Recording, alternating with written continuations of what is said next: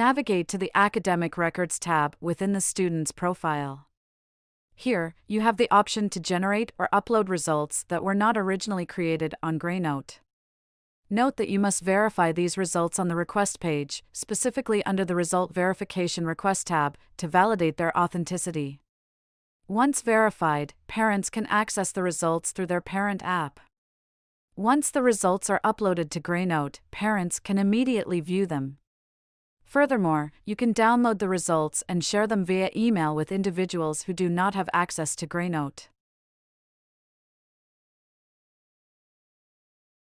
Please note: downloading results for students who are either not linked to a parent or guardian, or who do not have an active subscription, will incur a charge of 4 Greynote coins per student.